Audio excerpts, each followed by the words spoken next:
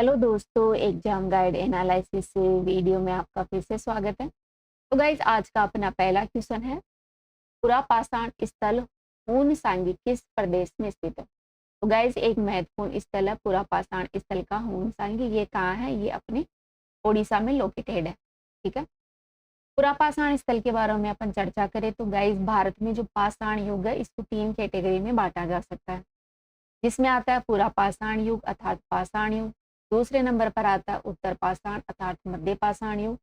और तीसरे नंबर पर आता है नवीन पाषाण अर्थात नवपाषाण युग। गाइस पूरा पाषाण युग है वो 3.3 मिलियन वर्ष पुराना है, अर्थात 1000 बीसी के आसपास इसका टाइम पीरियड है। पूरा पाषाण का अर्थ होता है पुराना पाषाण युग। ठीक है। इसकी शुरुआत गाइस वो पत्थर के औजारों के पहले हुई थी।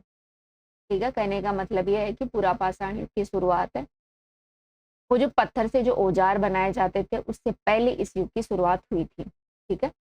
3.3 मिलियन वर्ष पहले जो होमिनस थे अर्थात होमोसेपियंस के ठीक पहले जो पूर्वज थे, होमोसेपियंस जो जिससे मानव प्रजाति निकली है, इनसे पहले थे होमिनिन्स। इनके द्वारा पत्थरों के औजार बनाए जाते थे। ठीक है। तो सबसे पहले पत्थरों के औजारों का निर्माण है वो है प्लेटोसीन युग, जो हिम युग था उसके दौरान हुआ था और इन्हीं के द्वारा किया गया था। दोस्तों संभवतः मानव के पूर्वजों का विकास है वो सबसे पहले कहाँ हुआ? वो सबसे पहले कहा जाता है कि अफ्रीका में मानव का विकास है वो सबसे पहले हुआ था और यहाँ से धीरे धीरे मानव है वो पूरे विश्व में फैल गया। अफ्रीका के बाहर प्रवास करने वाला सर्वाधिक सबसे जो प्रारंभिक मानव है उसके पूर्वज थे हेमो इरेक्टस। होमो इरेक्टस है गाइज, वो अफ्रीका के बाहर जो प्रवास करके जो मानव बसा था वो था होमो इरेक्टस। दोस्तों पाषाण युग में आखेटक और संग्राहक करते थे ये लोग। गुफा और चट्टानों के जो स्थल होते थे उनके आश्रयों में ये रहा करते थे।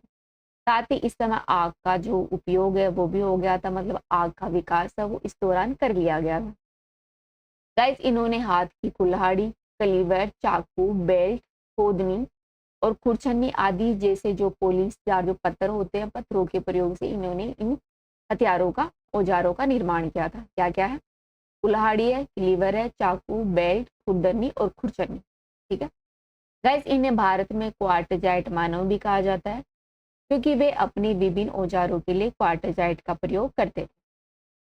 अब पाषाण युग के कुछ महत्वपूर्ण स्थलों के बारे में अपन चर्चा करें तो पाषाण युग का जो महत्वपूर्ण स्थल देख सकते हैं गाइस आप भीमबेटका में।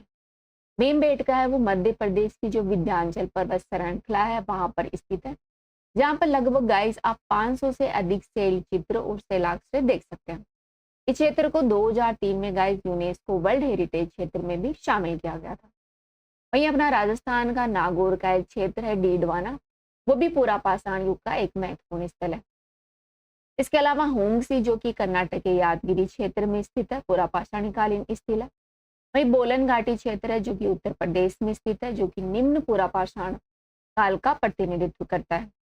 वही कुरनूल है वो आंध्र प्रदेश में है। तुंगभद्रा है वो भी आंध्र प्रदेश का क्षेत्र है, तुंगभद्रा घाटी जो कि पूरा पाषाणकालीन स्थल है। इसके अलावा बागोर और करम माली घाटी है वो भी पूरा पाषाणकालीन महत्वपूर्ण स्थल है। ठीक है। अपना अगला क्वेश्चन है, इस ग्रंथ में उल्लेख है कि बुद्ध काल में अवंती की राजधानी उज्जैनी थी। तो गाइस जब बुद्ध काल आया था उस समय अवंती की राजधानी क्या थी? उज्जैनी थी। ये कहा गया है पाली ग्रंथों में, क्योंकि गाइस जो बुद्ध ग्रंथ लिखे गए हैं वो मुख्य रूप से पाली भाषा में लिखे गए हैं।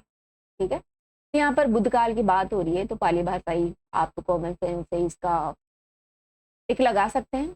वहीं गाइस जैन धर्म ने कौन सी भाषा को प्रमोट किया था? जैन धर्म की गाइस जो साहित्य वगैरह लिखे गए हैं वो प्राकृत भाषा में लिखे गए। ठीक है। नेक्स्ट क्वेश्चन है, पद्मश्री सीता देवी किसकी प्रसिद्ध हस्ती है? तो गाइस हाल ही में पद्मश्री सीता देवी चर्चा में थी। ये क्यों न्यूज में थी? क्योंकि इन्हें हाल ही में एक पुरस्कार वगैरह दिया गया था। तो गाइस ये मधुबनी पेंटिंग की महत्वपूर्ण कलाकार। गाइस मधुबनी पेंटिंग के बारे में बात की जाए तो सबसे पहले ध्यान रखना मधुबनी पेंटिंग को मिथिला पेंटिंग भी कहते हैं।